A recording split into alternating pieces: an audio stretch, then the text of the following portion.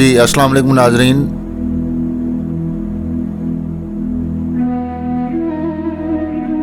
आज हम आए हैं अली मर्दान खान के मकबरे पर, तो आइए अंदर चलते हैं।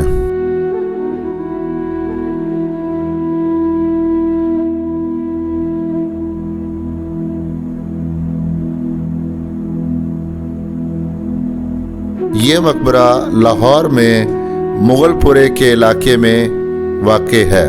अली मर्दान खान मुगल बादशाह शाहजहां के दौर में उनकी काबीना में शामिल था और उनके दौरे हुकूमत में काबुल, कंधार, कश्मीर और पंजाब का गवर्नर भी मुकर्रर किया गया। मेन एंट्रेंस से मकबरे तक का फासला तकरीबन 1 किलोमीटर है, जो कि लोग पैदल या बाइक पर तय करते हैं। ये मकबरा रेलवे लोको वर्कशॉप की हदूद में आता है। यहाँ पर पहुँचने पर मालूम हुआ कि ये बवजह रेनोवेशन क्लोज है, मगर हमारी स्पेशल रिक्वेस्ट पर इसको खोल दिया गया। अब हम मकबरे के अहाते में दाखिल हो चुके हैं।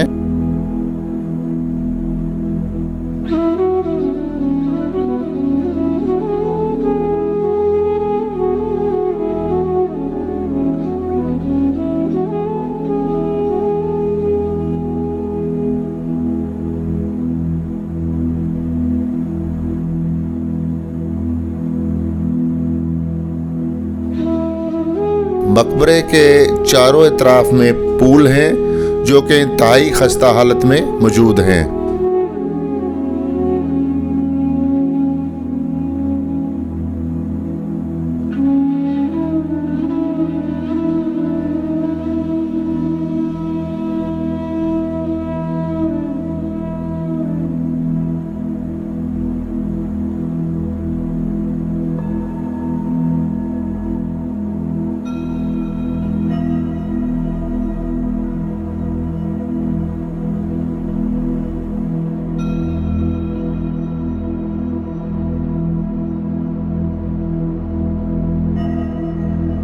हाल ही में आर्कियोलॉजी डिपार्टमेंट ने इसकी रेनोवेशन का काम शुरू करवा दिया है, जो कि तकरीबन अरसा 2 साल में मुकम्मल कर लिया जाएगा।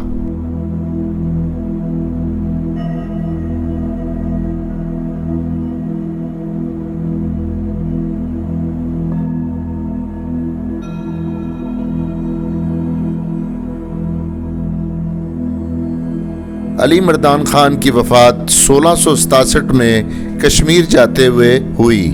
ये मकबरा उन्होंने अपनी वालदा के लिए बनवाया था, मगर उनकी वफ़ात के बाद उनको उनकी वालदा के साथ ही उनके पहलू में दफन कर दिया गया।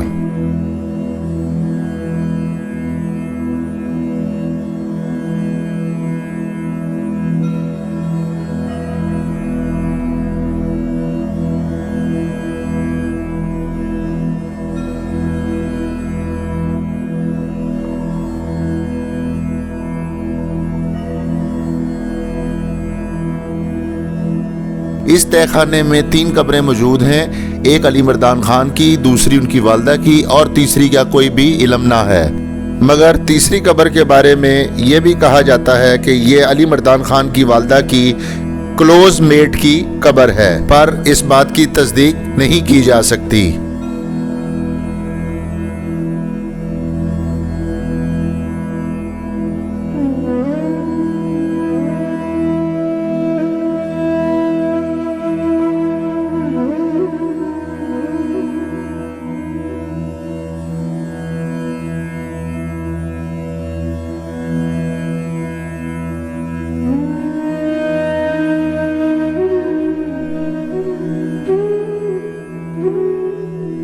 अब हम आपको इसकी बलाई मंजिल पर लेकर चलते हैं।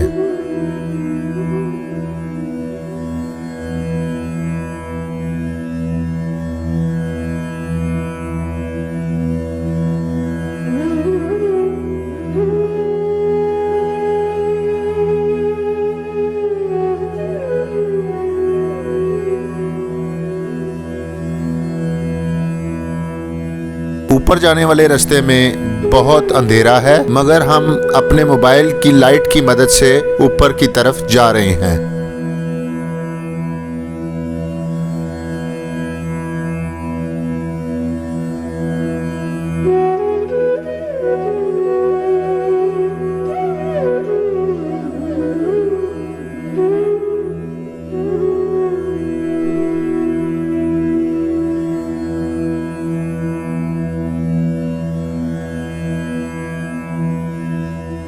ये इस मकबरे की दूसरी मंजिल है।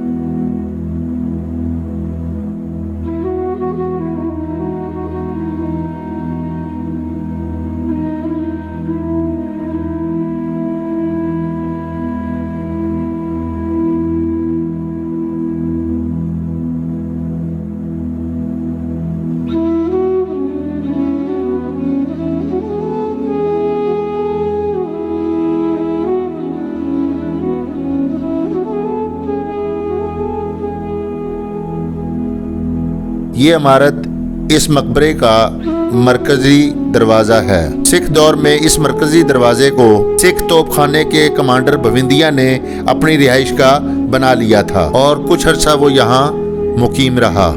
आइए अब आगे चलते हैं।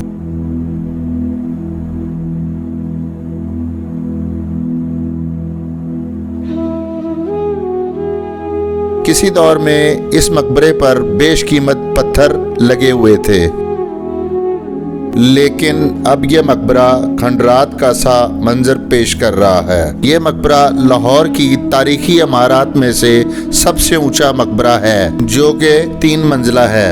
इस जगह के बारे में अक्सर ये बातें भी सुनने में आती हैं कि यहाँ पर किसी आसेब का साया है, जबकि हमें ऐसा कुछ भी महसूस ना हुआ है। आइए अब आपको मकबरे की तीसरी मंजिल पर लेकर चलते हैं।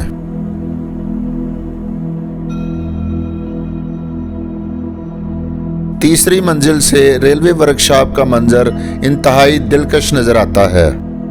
यहाँ से वर्कशॉप के अंदर अंग्रेज दौर की बनी हुई बिल्डिंग्स भी नजर आती हैं, जो कि तकरीबन 125 साल पुरानी हैं। इस मंजिल की तो हालत ही बहुत बुरी है और अंदर अंधेरा भी बहुत है। ये दूसरी मंजिल का गुंबद है और इसके ऊपर भी एक गुंबद है, जो कि तीसरी मंजिल का गुंबद है।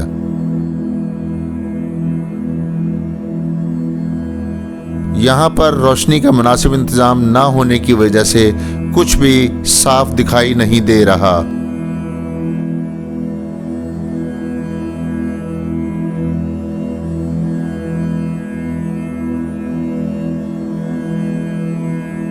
जी, तो ये थी तीसरी मंजिल। अब हम वापस दूसरी मंजिल की तरफ चलते हैं। ये मकबरा ऑक्टागोनल शेप में बनाया गया है। इसके एतराफ के हर पहलू में बुर्ज बनाए गए थे, जिनमें से अब कुछ बुर्ज गिर चुके हैं और कुछ अब भी खस्ता हाली में आज भी उसी तरह कायम दायम हैं।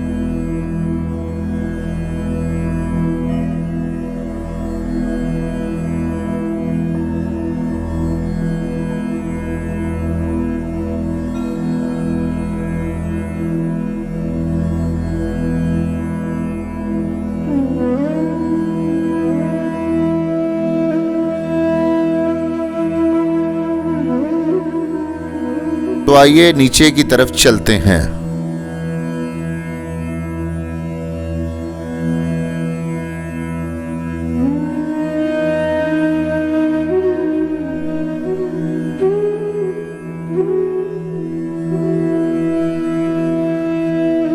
मकबरे के बैरूनी मंजर से आप बखूबी इसकी खस्ता हाली का अंदाज़ा लगा सकते हैं।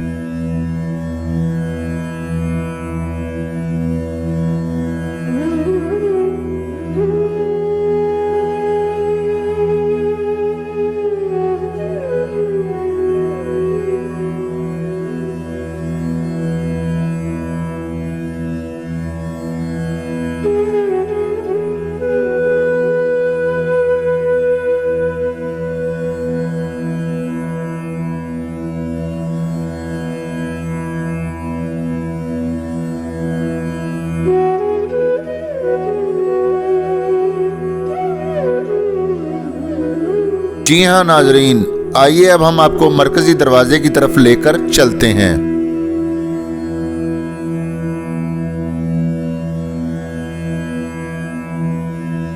अली मर्दान खान कुर्द कौम से ताल्लुक रखता था। ये कौम आज भी ईरान, इराक, मिस्र और तुर्की के सरहदी इलाकों में बसती है।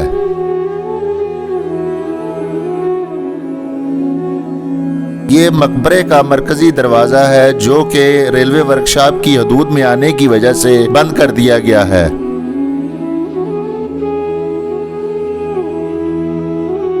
शाहजहां ने अली मर्दान खान को अमीरुल उमरा के खिताब से नवाजा था। उसी निस्बत से इस जगह को बागे अमीरुल उमरा भी कहा जाता था। शाहजहां के दौरे हुकूमत में अली मर्दान खान ने शालामार बाग बनाने में नुमाया किरदार अदा किया था और शालामार बाग को सैराब करने के लिए दरियाए रावी से शालामार बाग तक नहर भी खुदवाई थी।